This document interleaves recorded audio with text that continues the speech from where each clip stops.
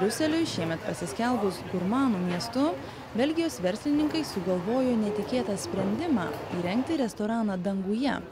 Tai speciali geležinė platforma su 22 gerai pritvirtintomis kėdėmis lankytojams. Pietus danguje šiandien gamins 3 puikiai vertinami Belgijos virtuvės šefai. Prieš kylant svarbu gerai pasiruošti, kad viršuje nepritrūktų nei maisto, nei įrankių. Labai svarbu tinkamai užsisegti saugos diržus. Čia padeda aptarnaujantis personalas. Organizatoriai tikina, kad laikomasi aukščiausių saugumo reikalavimų ir pavojaus gyvybei nėra. 5 tonas sveriantis restoranas specialiu kranu keliamas į pusės 100 metrų aukštį. Tai užtrunka vos kelias minutės. Bilietas į tokį restoraną kainuoja nemažus pinigus, tačiau šį kartą projektas pristatomas tarptautiniai žiniasklaidai. Tad tarp lankytojų daugiausia žurnalistų ir operatorių. Būnant viršuje, didžiausią įspūdį daro vaizdas iš aukštai ir aukščio baimė tiems, kas ją turi. Nors nesustojantis lietus ir trukdo pietauti, o per debesis sunku įžiūrėti miesto panoramą, maistu skųstis negalima. Šiandien meniu belgiška virtuvė.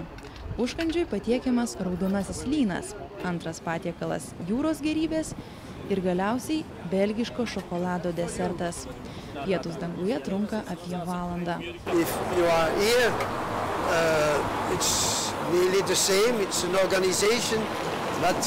You don't need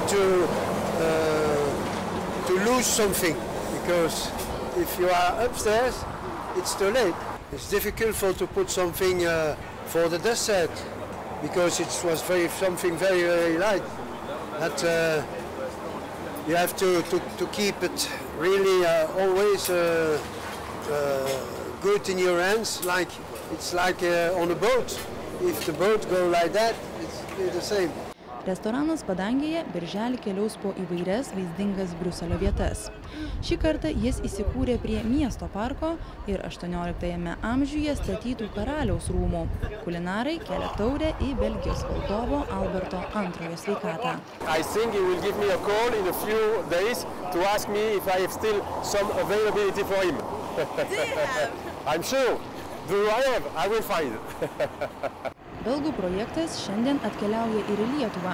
Restoranas danguje bus įrengtas virš Vilniaus senamiesčio stogų. Lietuvos televizijai iš Briuselio Eglė Merkytė.